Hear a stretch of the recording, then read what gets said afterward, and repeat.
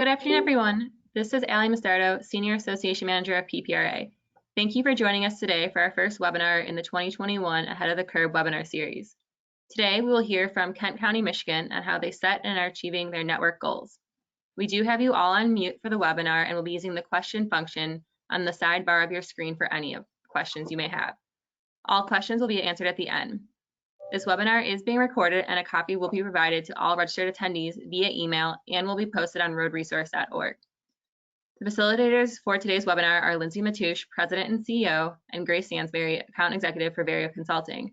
As a marketing firm, PPRA partnered with Vario to create roadresource.org. We'll turn it over now to Lindsay and Grace. Well, good afternoon, everyone. We are excited to be with you, and we're excited to launch this first webinar series in 2021, officially called the How I Built This Network webinar series. We're building on success that we had in really just interviewing high-performing agencies throughout 2020. Many of you shared that was some of the greatest learning that you received last year, was tapping into how these agencies were maintaining their network, improving their network. So this series is focused on interviewing agencies who can demonstrate network level progress over time, who use a robust treatment toolbox and know when to use what to achieve the greatest overall network gains, and who are figuring out how to stretch taxpayer dollars as far as possible. So this webinar series, you can find more information about who's coming up next on the URL roadresource.org/better. There's also some more in-depth learning opportunities where we'll be taking you through all the different tools on the site in kind of a boot camp format, and some other resources that we've packaged up for you right at roadresource.org/better. So make sure to take a look at that. Before I go any further, I want to do a quick poll of attendees that are here. As we have been listening and learning from agencies in the first quarter of this year, we are hearing a lot of chatter and questions about the impact on funding, and we're hearing a lot of interesting feedback and questions and hypotheses about what 2021 is going to bring. So what I want to do is ask you to share what you are anticipating. What sort of funding impact are you anticipating this year? An increase, whether that's from stimulus or other, a decrease, no change, or you just really have no idea. So please click that one answer on the poll and then hit submit, and we'll see where the room's at. Looks like I got about half of your votes in. Interesting. Give you just another few seconds there.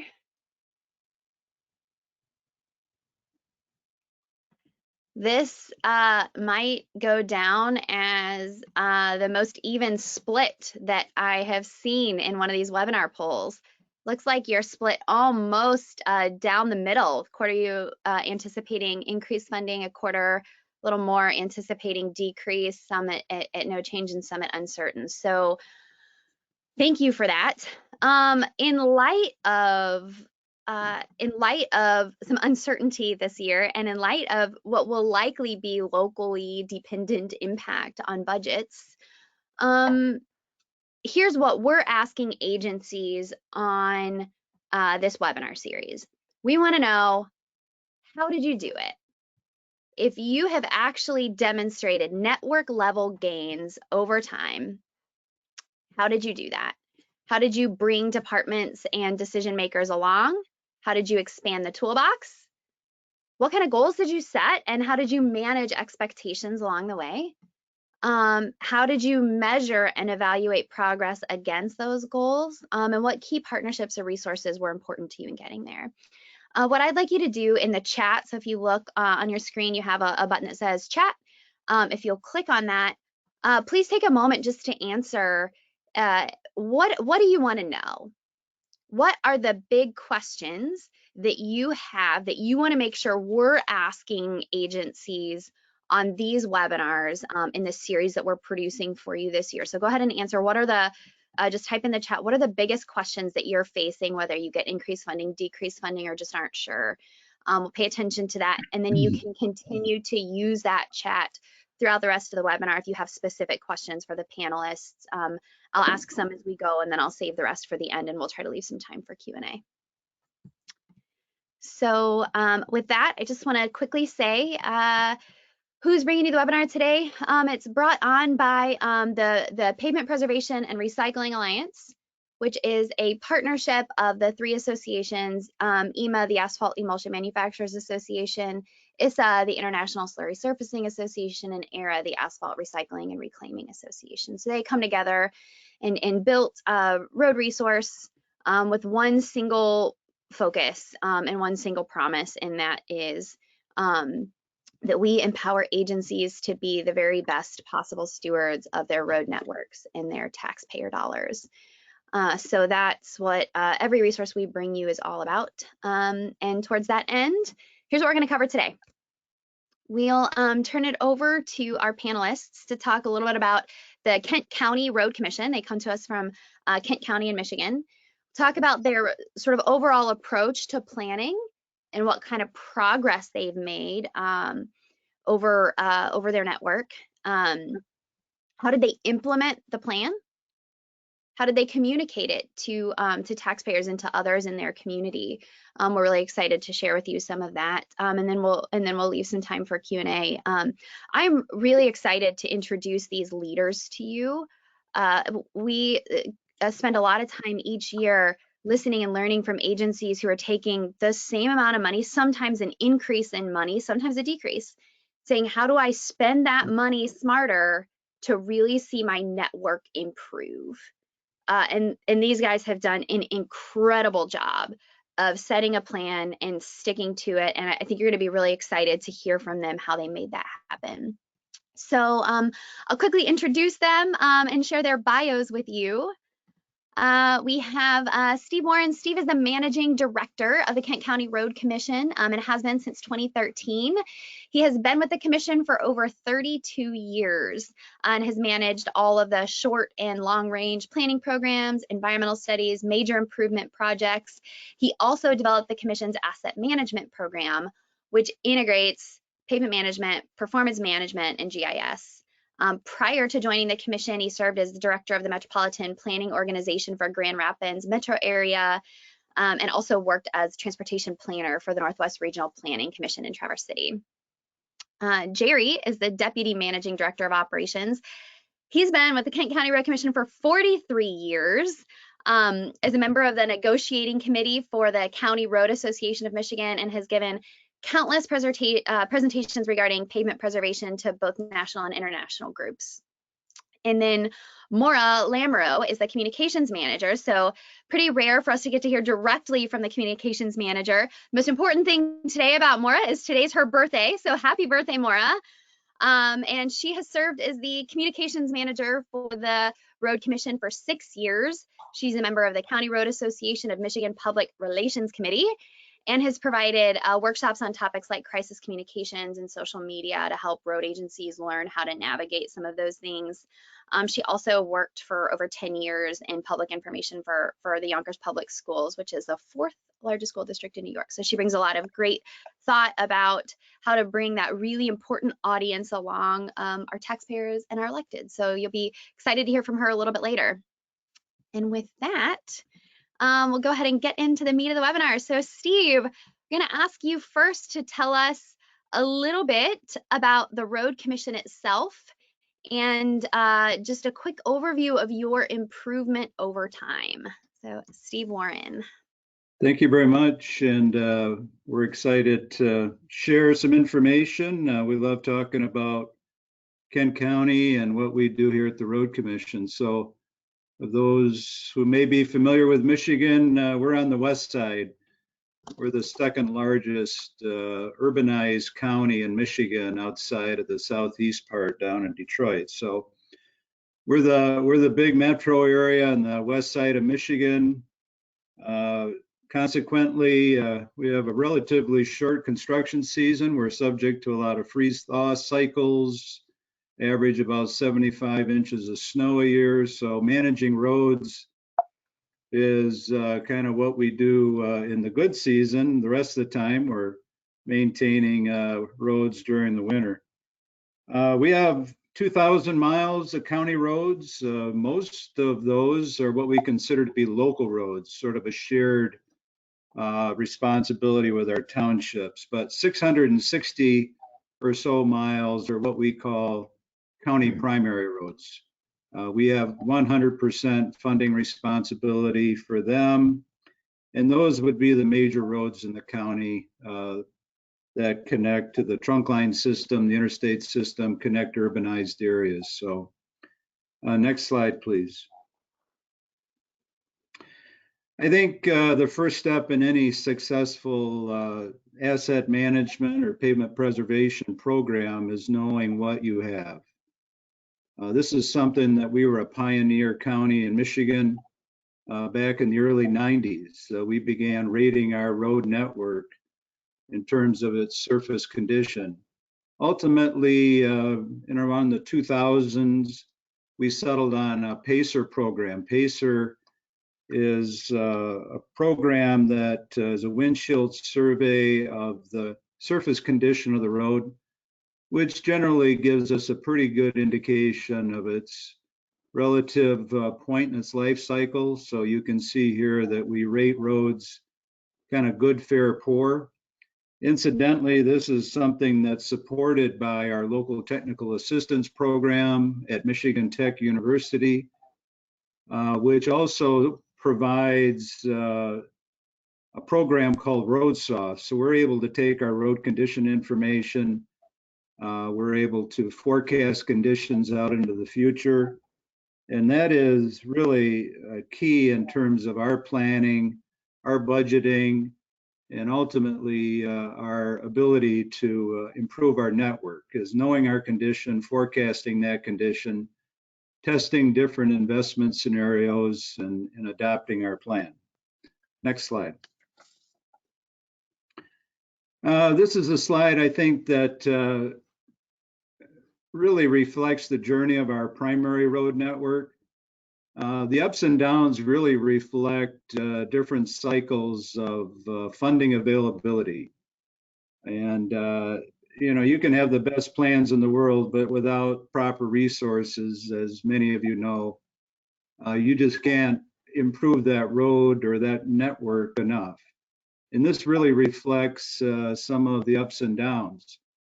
But even with that, I think planning is important, because planning, forecasting conditions, forecasting investment scenarios allows you to, in the bad times, minimize the decline. But in the good times, when funding is available, you can set goals and really work with your board, your stakeholders, to identify where you want to be and then how you're going to get there. Next slide. Sorry, Grace, we go back to one more slide. What I think is really interesting about this is the increase in funding that, Steve, that you guys really used to improve the overall network.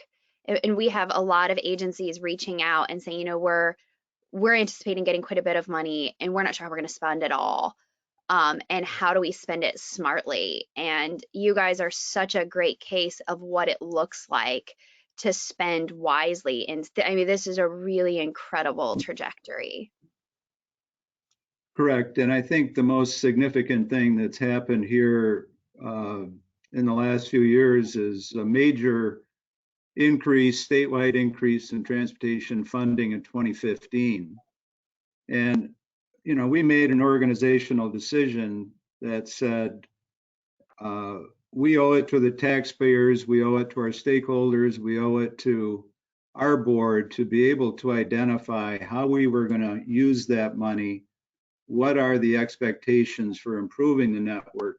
How are we going to get there, and how are we going to track our progress with that money? So I have a comment later that we put in, we made a commitment to put 100% of that new money into roads. And Jerry will talk later too about the fact that about 25% of that increase was going to go into routine maintenance. You Mhm. can't maintain a good road network and improve the network without doing proper routine maintenance. Mhm.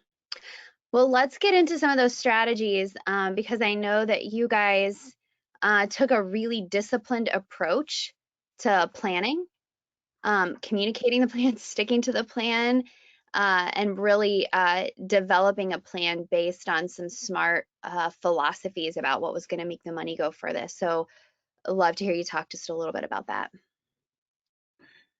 Well, planning, I see it as whether it's road planning, budget planning, planning for just about anything, kind of a four-step process. And I talk in this slide about the benefits of strategic planning, but really a four-step process, meaning that when we look at our mission, you know, that could be synonymous with, well, where are we today with the condition of our road system?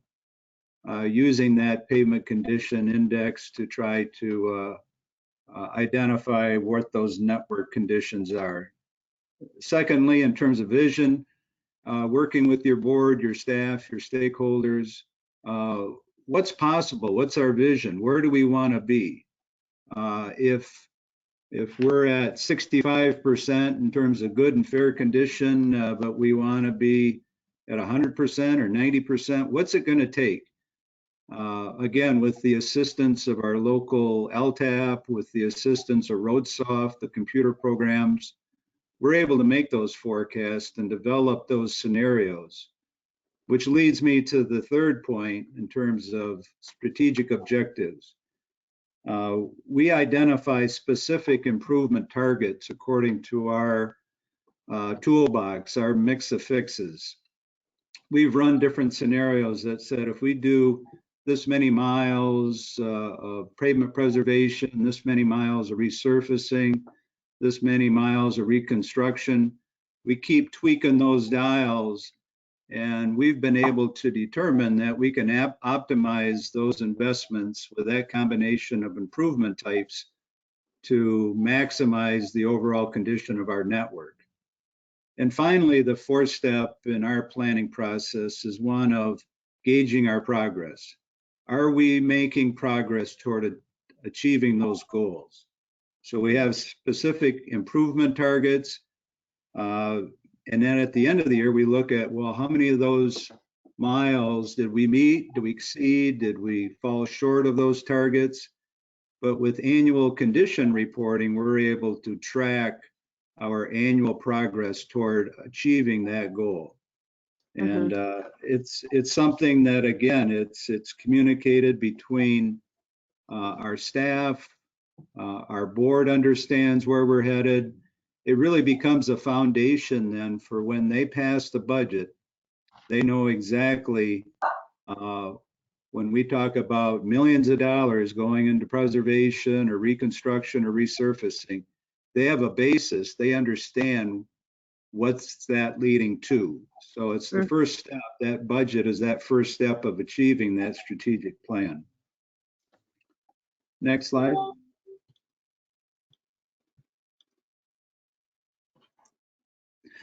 So again, I mentioned this before, but you know, our strategic plan, those objectives when it comes to different types of road improvements, it's really the basis of our budget. It's kind of a starting point. Obviously, a budget is nothing more than a plan to spend money on some things. Well, it's also a plan not to spend money on others. So we're able to identify, explain, well, why all the road improvements that are needed aren't getting funded.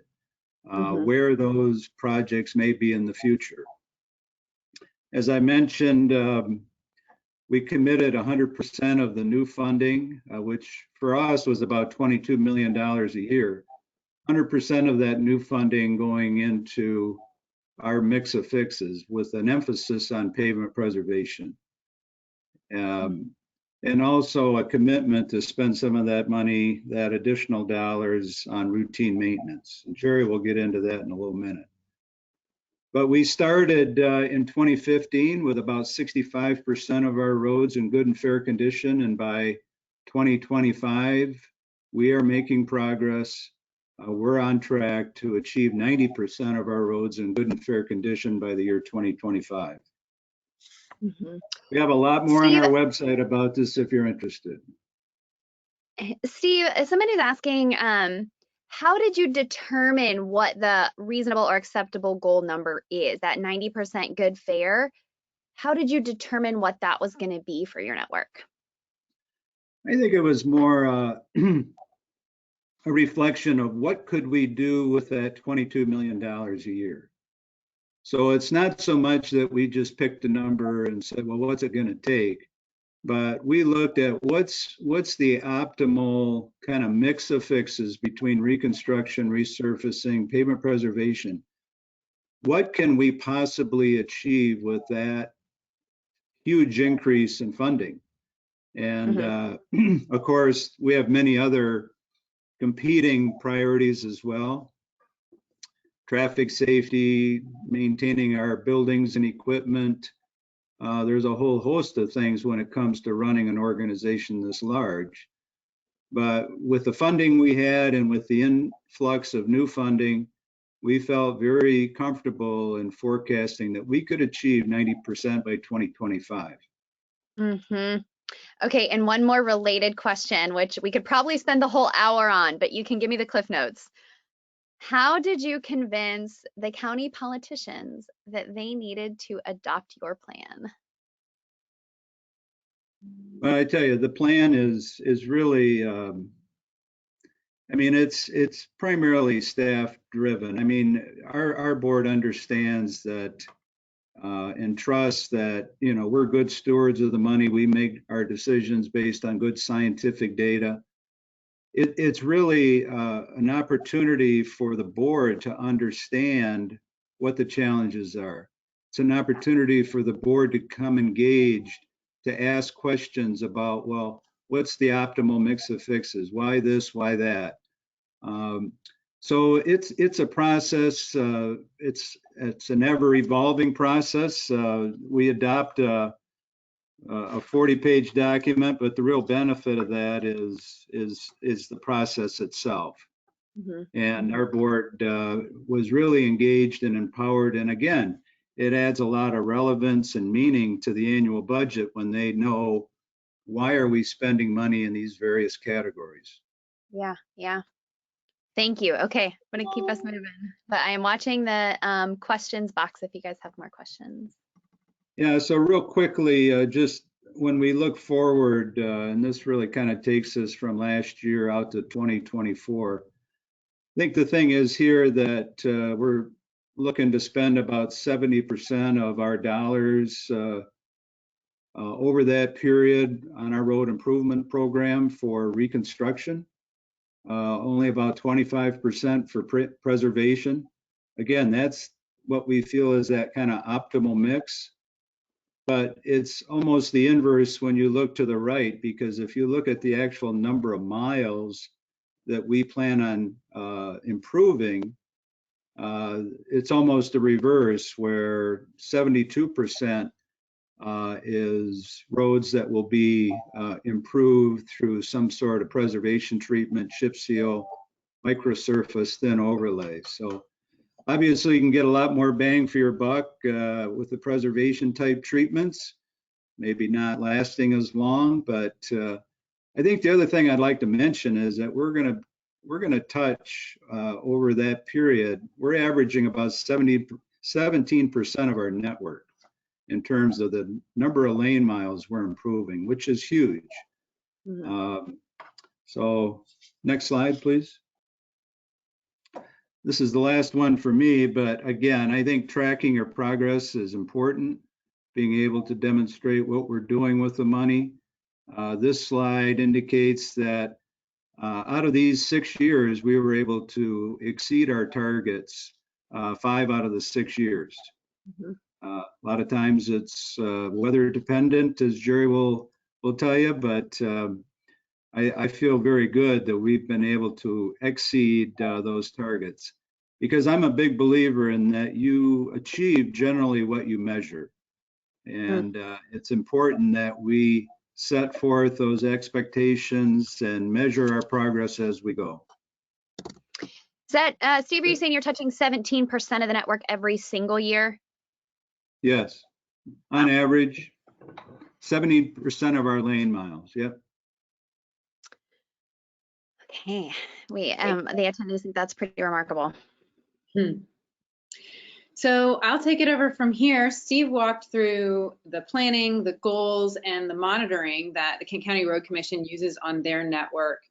He also walked through a little bit of the systems that they use to measure and evaluate. Steve, I think one really interesting point about that is as you guys started setting these aggressive goals for the network, it also triggered a more frequent measurement of the network as well. Is that right?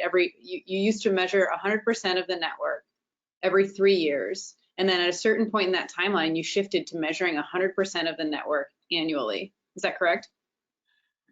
Yeah, when we started in the 90s, it was about a 3-year cycle. And then as we approached and got into the 2000 area, we began to do it each and every year. I might mention that that's the same system, and it's supported not only by our LTAP, but Michigan has something called the Transportation Asset Management Council.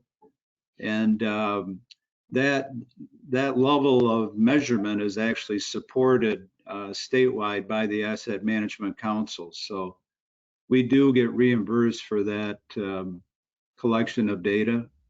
But we also measure that 1,000 miles of local paved roads, which we fund ourselves.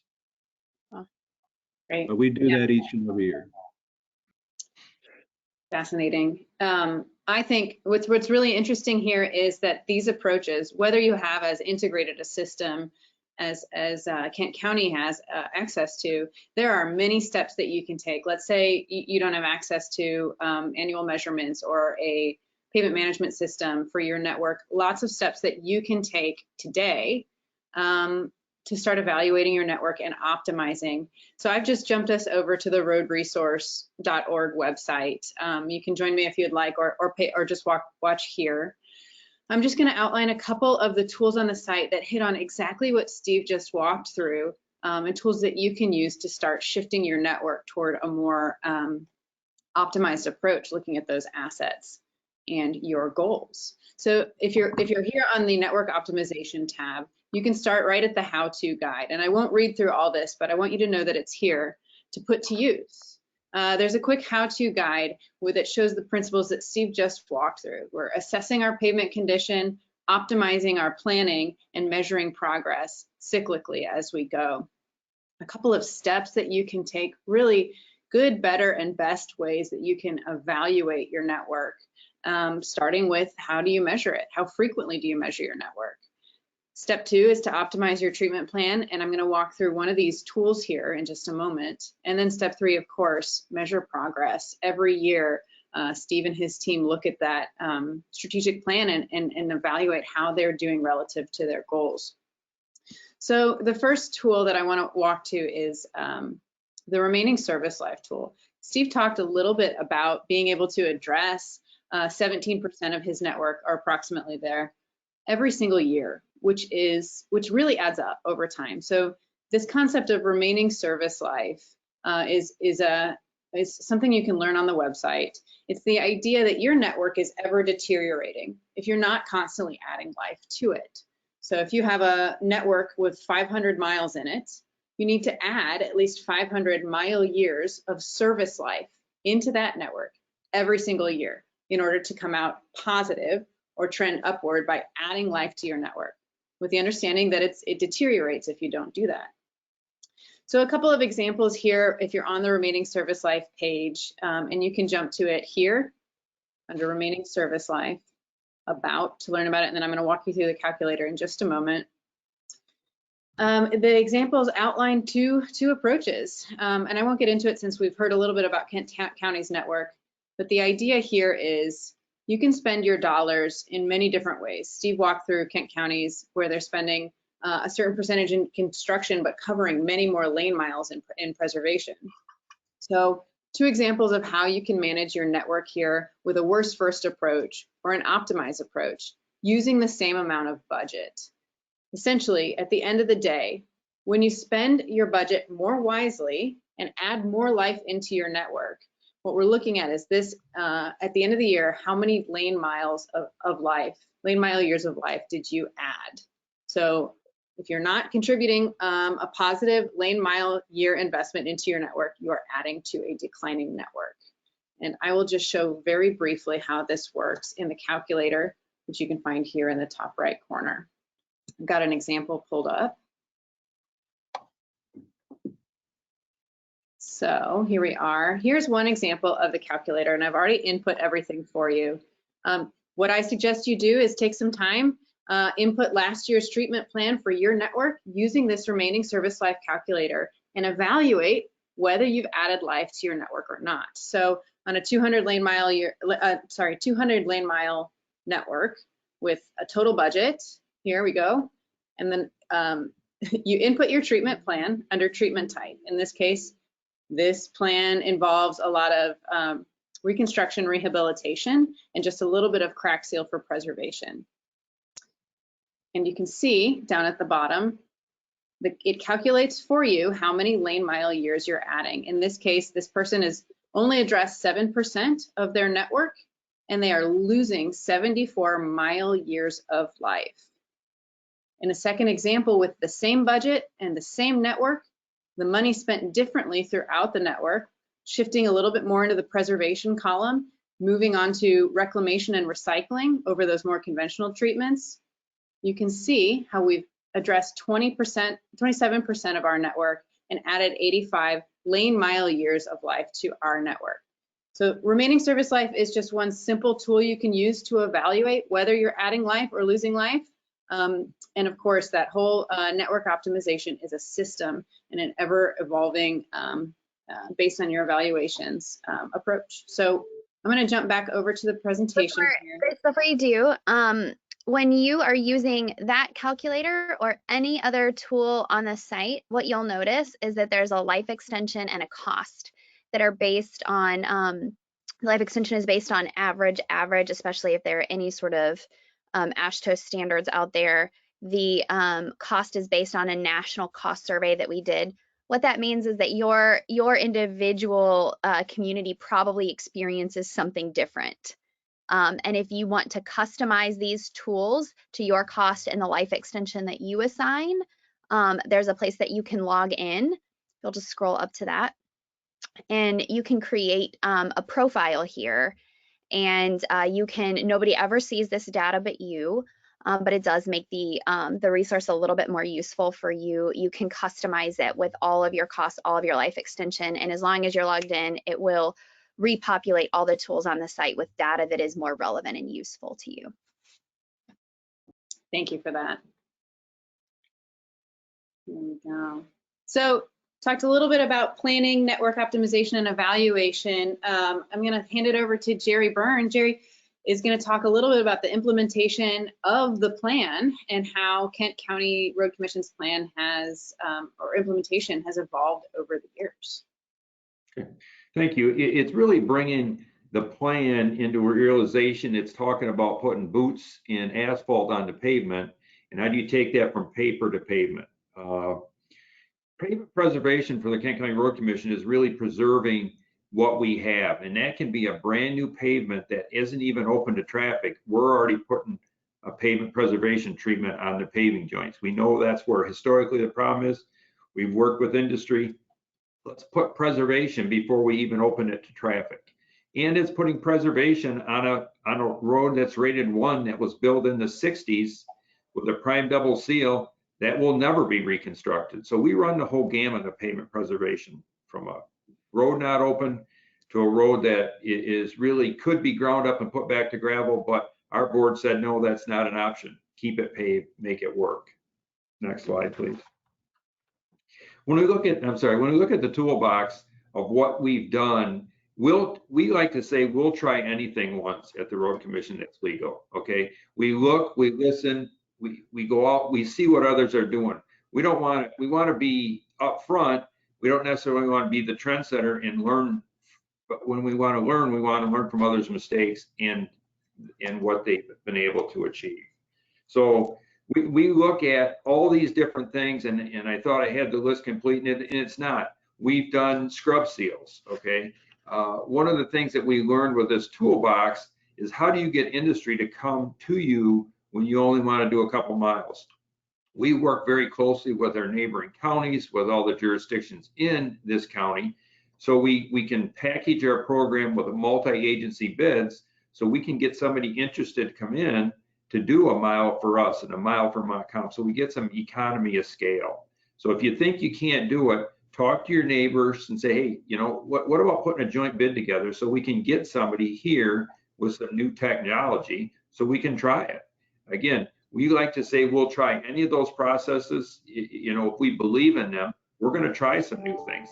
This joint seal I talked about a minute ago with a brand new process, we looked with an oil manufacturer, what best seal can we put on that brand new paving joint? We put it on the base, so we're actually preserving the base before they put the top on, before we ever open the road. We think it's a good idea, and it's showing some progress. Jerry, did your toolbox start out this big, or how did you go about expanding it? No, it did not. If you go back one more slide, if you can, and you look at chip seals that were done in the early 1900s, okay, that process has been around, but we improve on that process. We improve on the materials, we improve on the workmanship, we improve on the equipment. So to kind of go around to your question, you know, we look at new processes, but we look at old processes, how do you make them better? Okay. Yeah. Again, we've traveled out of state. We've learned from people throughout the United States. We've learned from other countries. What are they doing? What are they doing different? How can we bring it here? So that toolbox continues to grow today. Somebody has a new idea, industry has a new idea. We want to hear about it, and we try it. Would you comment just briefly on your partnership with industry, with contractors, manufacturers, how do you utilize those guys, still kind of protecting what you know is best for your network, but building on the knowledge and experience that they have with those materials and those processes? Well, they're certainly going to be the experts. They have the resources to do a lot of that research, if you will, that technical, going to a university and working with the university. So we looked at, again, I go back to paving joints, because when we talk about preserving, maybe the whole 30-foot of road doesn't need to be preserved. It's just the paving joint that went bad. So we worked with the microsurfacing folks and said, okay, look at, this is our problem. How do we fix it? We don't want to pay to microsurface 30-foot of road. We want to pay to do 3-foot of road, because that's the only problem we have. They build a sled, so we microsurface our joints that start to deteriorate, because that's what we need to preserve. That's how we spread our money around to get the most bang for our buck. We're only treating 10% of the road, but that's the only spot that was bad. I talk about sealing those joints. We went to industry, the oil manufacturers, and say, what can we do to seal that joint? You know it's a problem. Help us design something. They come up with an oil, if you will. We kind of give them a hard time, and we tell them, you know, give us your best shot here and get us a penetrating oil and let us seal those joints. So we work with each other. We trust each other. They know with us, it better work. Don't try to sell us something that's not going to work, because we won't be back knocking on your door. So it's a give and take. It's a good trust relationship. Yeah. Thank you. And then the last thing I want you to kind of comment on the toolbox side, you said something I thought was interesting the other day. I was asking about your perspective on utilizing resources or asphalt in place, or recycling some of that material that's already been paid for. And I wanted you to talk about your perspective on that. We do it all the time. Yeah. We truly believe asphalt is a good recyclable material. We do a lot of crush, shape, and repave. Leave it there, grind that asphalt up, and use it to increase your base. So we try not to haul anything off, if you will. I think it's good for the environment, it's good for the road. So we recycle both cold in place with stabilization, hot in place we've worked on. We really try to recycle if we can on all those projects. Leave that material behind. Why haul it off? If we do haul it off, it comes back into our yard most of the time, and we reuse it for gravel roads, or we recycle almost everything we do with asphalt, one way or another. Thank you. And like Steve mentioned earlier, it's really beyond the pavement. I don't care what surface treatment you put on, if it's a chip seal, a micro surface, or an overlay, and you're putting on 330 pounds. If you don't take care of the drainage problems and you have a large berm and the water can't get off the road, that surface treatment, that new construction is not going to last.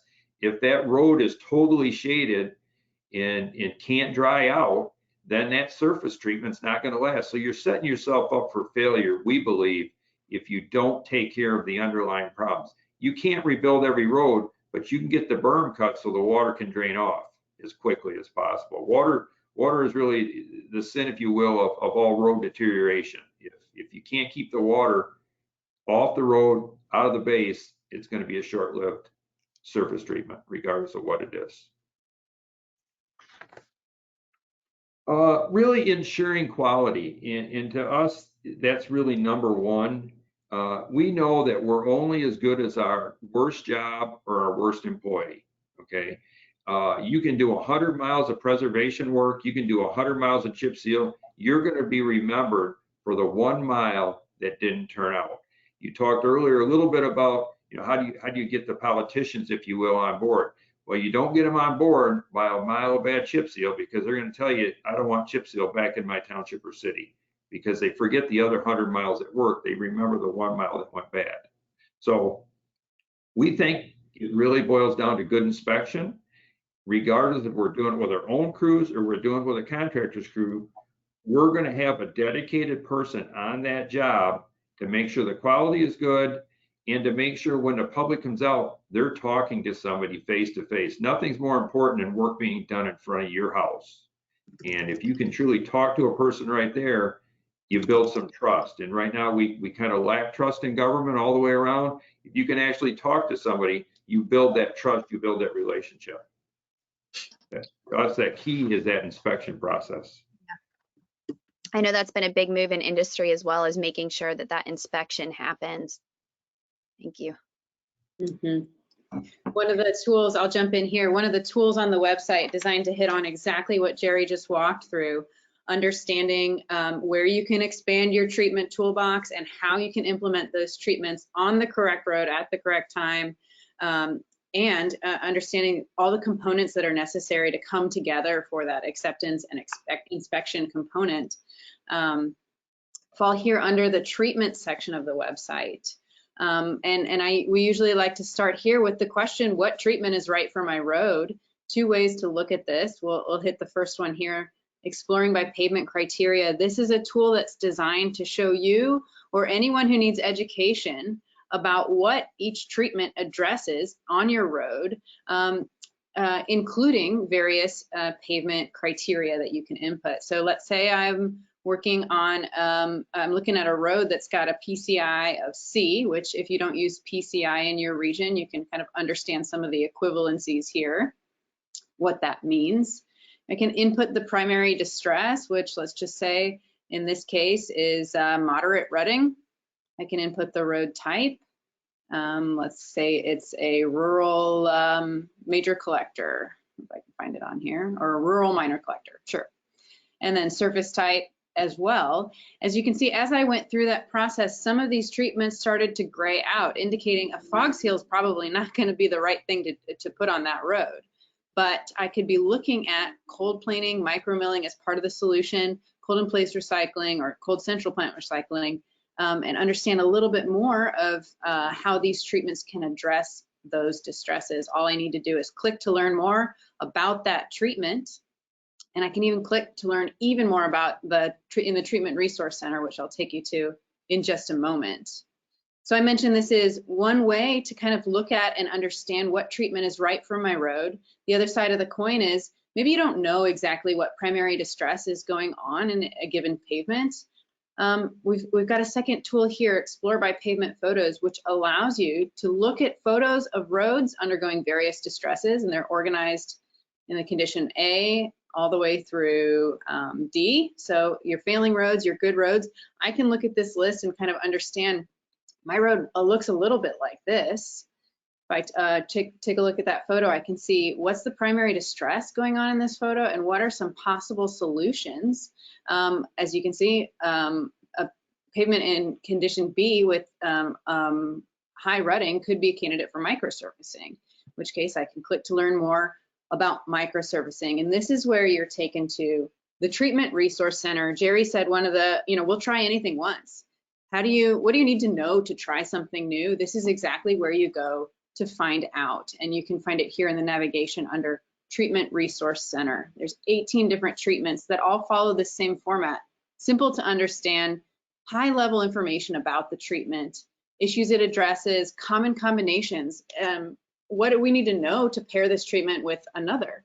What if I want to crack seal before I put my microsurfacing down? What's that going to get me? All these questions can be answered here. Just a little bit more as we dig in, you can see different processes and variations that relate to the treatment. And important here to understand the expectations. This is another thing they talked about. What happens if I apply microsurfacing on a road that's in a PCI that has a PCI of 75?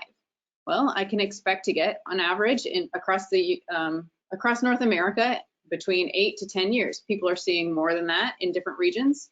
But if I apply it on a road with a PCI of 55, I can expect to see less life extension. So that's part of the right treatment and right road at right time. Additionally, these pages show you photos of the treatment at different points in its life to really understand what does microsurfacing look like 4 years down the line. They talked a little bit about inspection. There's over here on the left-hand side, the menu includes everything from pre-construction, construction to quality assurance. And we'll talk a little bit about research and performance here in a minute.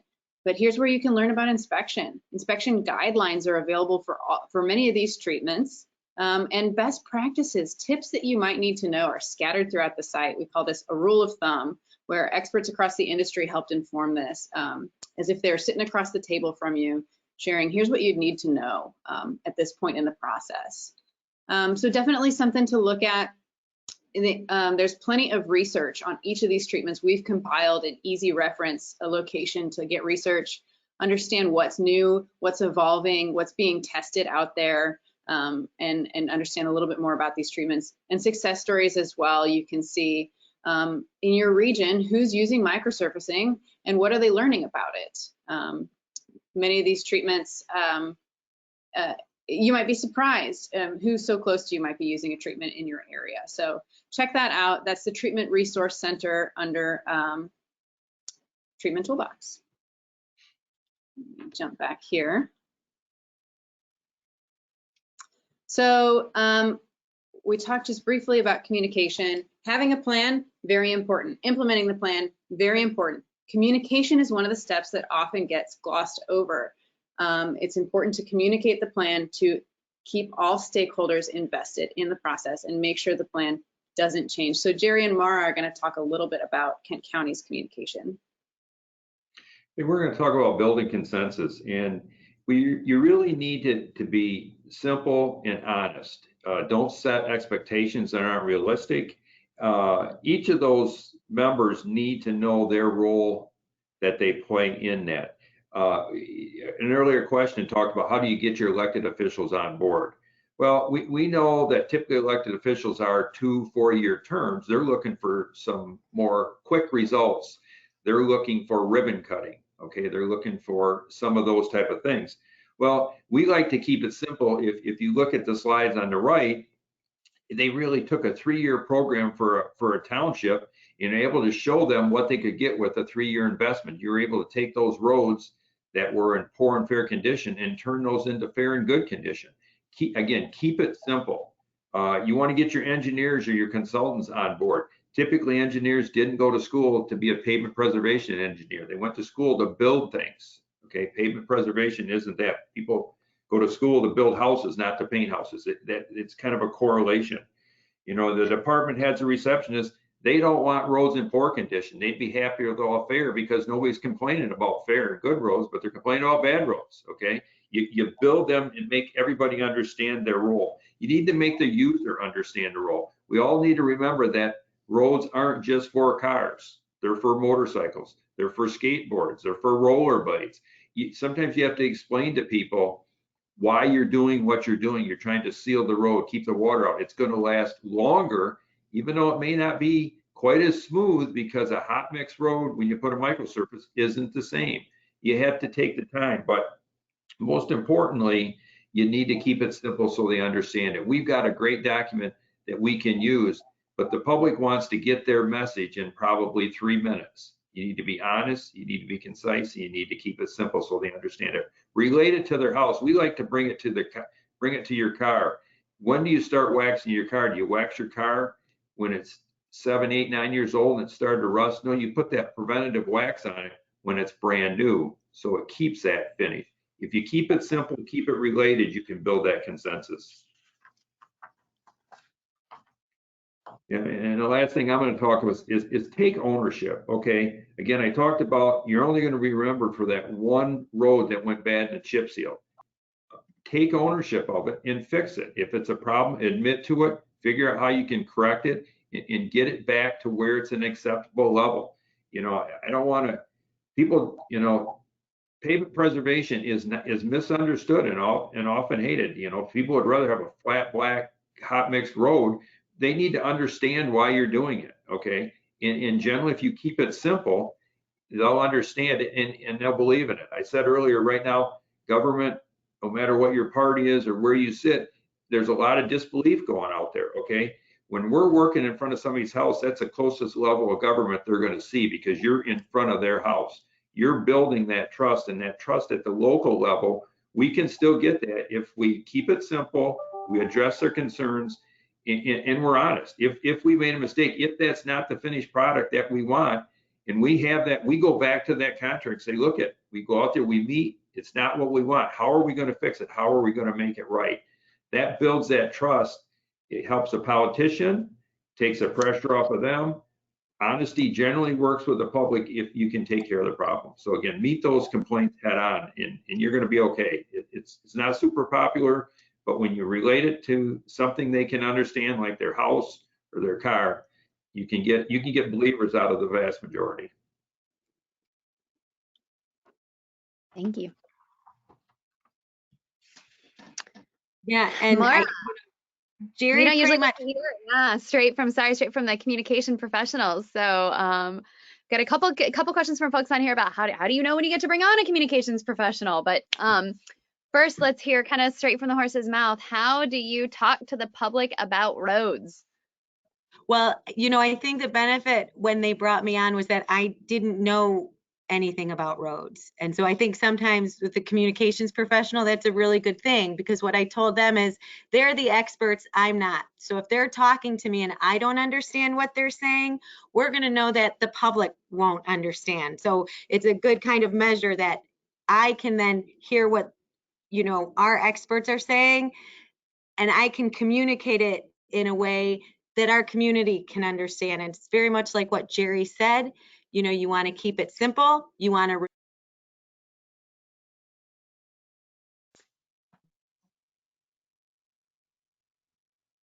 It sounds like, Mara, you may be cutting out just a bit.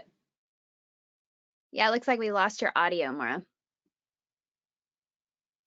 Maybe Jerry, you can jump in.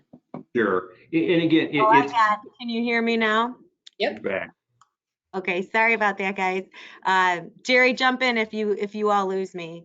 But we use a multi-platform approach because we want to get our audience where they are. You know, we use social media a lot. Our Facebook is our most important tool for our social media platforms. It provides interactive communication.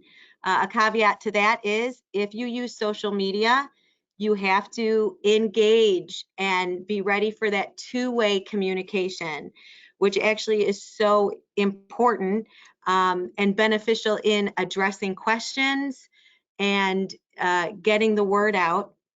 You know, often what happens is that, for instance, we use a lot of chip seal in our preservation toolbox. It's not always the most popular. So we can repeat those really important messages. It extends the road surface life. It supports the integrity of the road by protecting the surface. It adds friction, which helps make the roads safer during winter travel. But you can also address when you have some kind of angry people saying, why are you putting tar and gravel on this new beautiful road?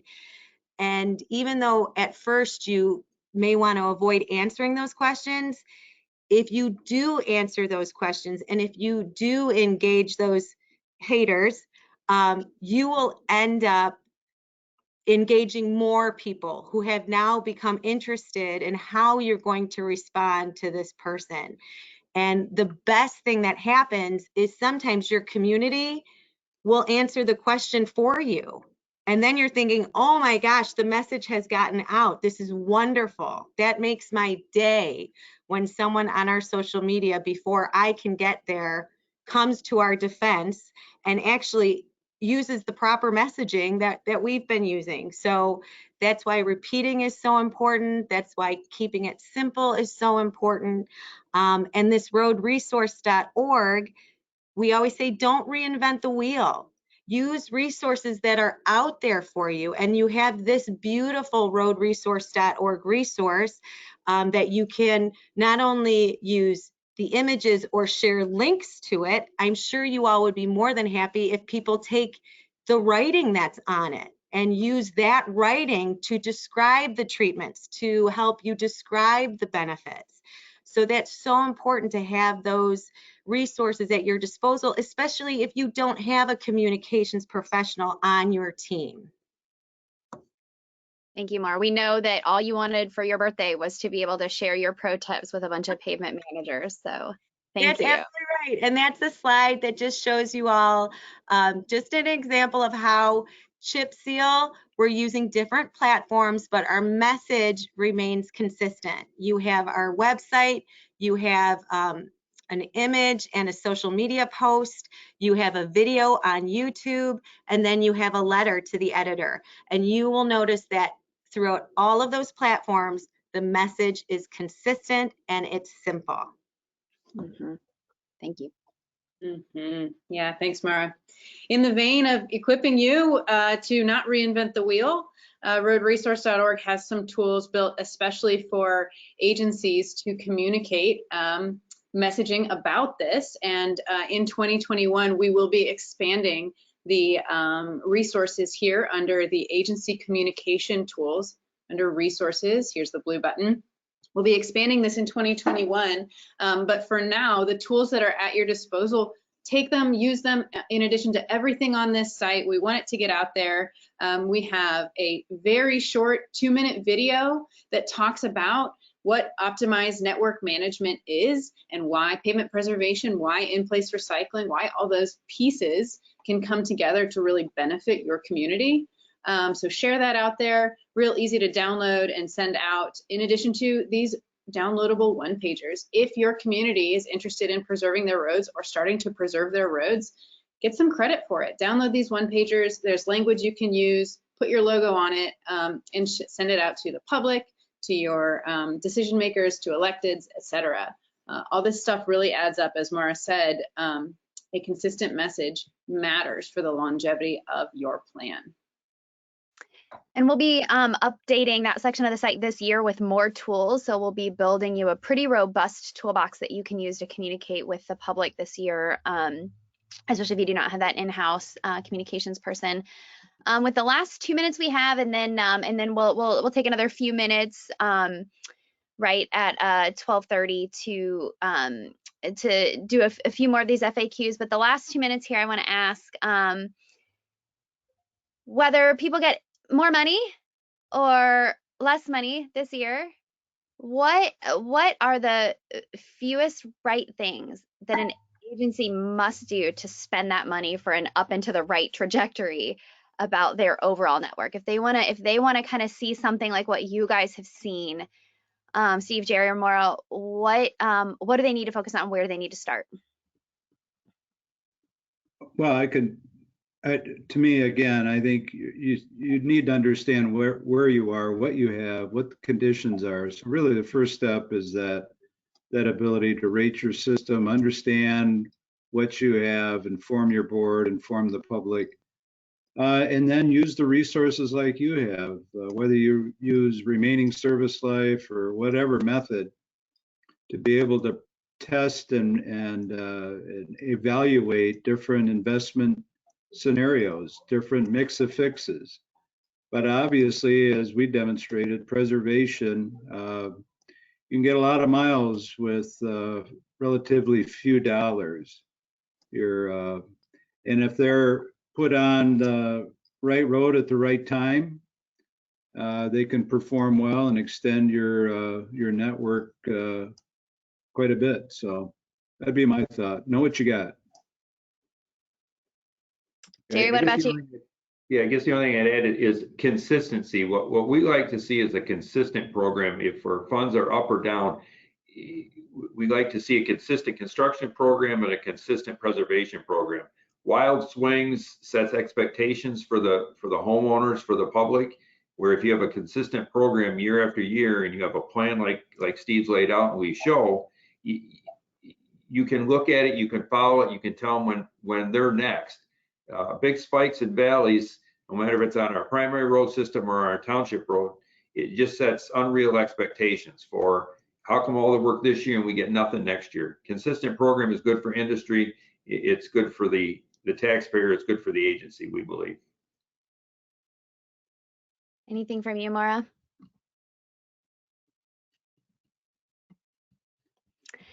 So I want to just ask a few of the questions that came up in the FAQs. You guys can still drop those in there. We're not going to get to all of them today, but we do have a LinkedIn page. If you search for PPRA on LinkedIn, that's where we're gathering a lot of pavement managers, road professionals who are really committed to this idea of making resources go further and reversing the trend of deteriorating infrastructure.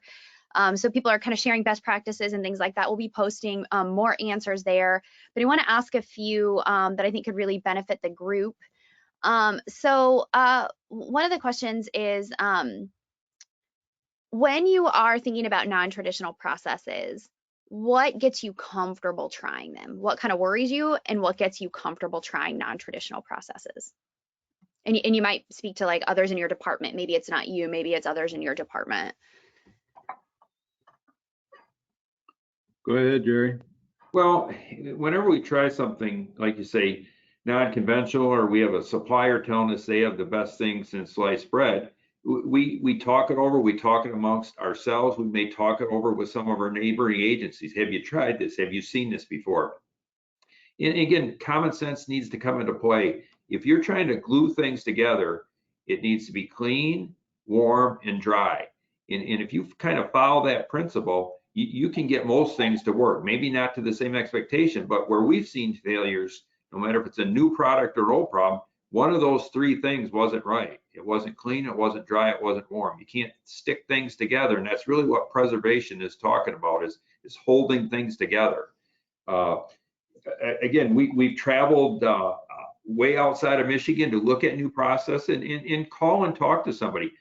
If you don't believe industry because you want to talk to another public servant, if you will, then find that jurisdiction and call them up. It's not uncommon for Steve or I to get calls from people we've never met before and will never see because they've heard we've done something, and we'll reach out the same way. We've learned as much from people outside of this state as we have from inside, and we want to share our successes and we want to share our failures so others don't take the lumps on the noggin that we've taken for things that didn't go well for us.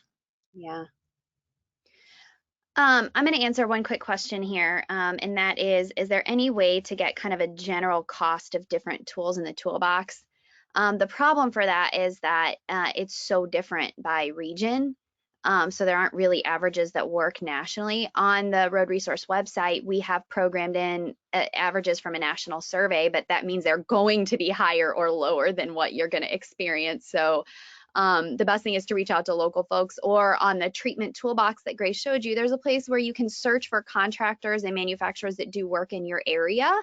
You can reach out to those folks and ask them what they're expecting or experiencing, and then start to build out that login profile that we shared with what's common to your area. Jerry, Steve, Maura, I want to ask you another interesting question. So this is about utilization of consultants. First question is, do you use consultants or in-house personnel to do condition assessments? And then the second question, this is an interesting one. Are councils and commissioners more swayed by internal arguments of the need for increased funding or external from consultants and experts? What have you found there? We started off utilizing consultants to do our pavement condition evaluation, but ultimately we brought that in-house. I think it's important that our people learn our network. I think we're the best at understanding what our network is. And then, pavement condition indexes or PACER ratings are nothing more than sort of a windshield survey, kind of taking the temperature, if you will, of a road. And those people need to go back. They do go back really to evaluate, okay, what's the appropriate fix? And I think having that ownership with our condition rating, with our own people, really adds a lot of value. And I think just overall better quality of data. It's done consistently, usually by the same people year after year, and it really pays off, I think, in the long run, bringing it in-house to do that. And I can't recall your second question. The second one was about councils and commission folks, and this may be quite dependent based on the area, but they were asking if they were more swayed or more influenced by internal arguments of the need for increased funding or external. Do you have any insight into that?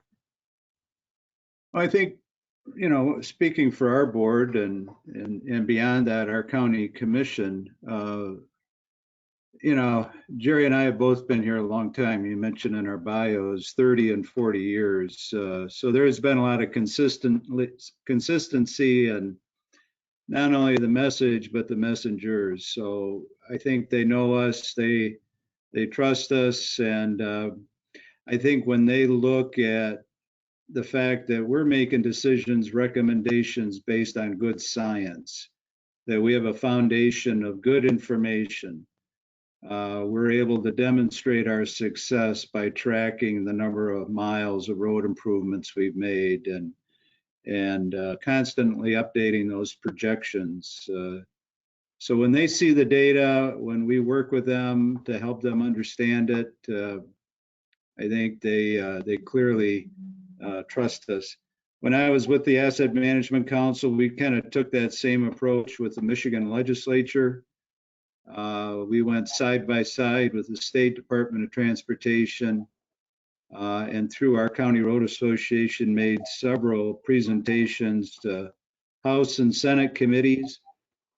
And really, as they understood that this wasn't just another agency whining about needing more money, we went to them and kind of a collaborative approach. They saw the science, they saw the data, and it was really irrefutable. So I think good hard science, good hard legitimate information, it's hard to beat. So I think with politicians, stakeholders, councilmen, councilwomen, it all comes to head when you got good information.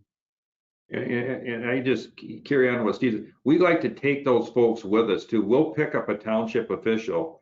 We'll take a commissioner with us so they can actually see the process and get out and look at it. We like to get them dirty, if you will, get them close to the job so that they see firsthand. They're not just hearing about it, seeing it in a presentation. You pick them up, you take them for a ride, and you show them what they're getting for their money firsthand. That's a great point, Jerry. You guys see this message on screen here. I want to just point out we have this boot camp coming up April 27th to 29th. We're going to take people really in depth through each of the tools on the site. There's like 6 or 7 calculators on the site that are all designed. They're all free. They're all designed just to help you with different tools, whether it's communicating with decision makers or whether that's just making smarter choices with your treatment plan for the year. So it's a great thing if you've not attended before. Want to ask you one more question, Jerry and Steve, and then we'll let you guys go. And that is this. this trust that you have with your electeds and others in the department, I assume it, that doesn't get built overnight. And we have someone asking kind of, what do you do if they don't have that level of trust in you? And I guess you guys have been there 30 and 40 years, which is really incredible tenure. If you could reflect back on how you built that trust. We hear frequently from agencies that that's one of the harder battles that they're fighting and trying to drive network level change. Do you have any wisdom from people who are really trying to build that trust but need to start somewhere? Jerry, why don't you talk a little bit about the fact that with our local roads, we generally split 50-50. So we match dollars that they bring to table to do road improvements. So Jerry heads up a lot of communication, a lot of presentation with those townships. And in many ways, we're marketing, what we have to offer, and trust goes a long ways toward that. So Jerry, any comments there? Well, it's really building that relationship. Like Steve talked about, we have a local program that probably 5 years ago was between 3 and 4 million. This year, we're pushing $16 million program on the local system. Okay, and that's where we're getting half that money from those people. It's about building relationship. It's about, I don't want to call it a sales job, but you have to shake hands. You have to take them to lunch. You have to take them on the road. You need to spend time with them. We spend hours with somebody. If we expect them or want them to invest $100,000, $200,000, maybe $3 million, they need to feel comfortable. We need to feel comfortable with each other. We spend time together. Now, it's been rough with COVID. I'll be honest, the last 13, 14 months, it's been hard to do that. Well, with 21 townships, there's 21 supervisors, and we spend hours with them. So we build a feeling of trust, and it goes beyond pavement preservation. They call and text because they have a tree down, they have a stop sign down. We're there to take care of them. We build it with little things. So when we're talking to them about spending $1 million, they trust us because we took care of that stop sign down, or we took care of that pothole. It's just a give and take relationship. It takes years between Steve and I. We have 70 years of building that trust, but it's that honest, simple relationship that we keep it.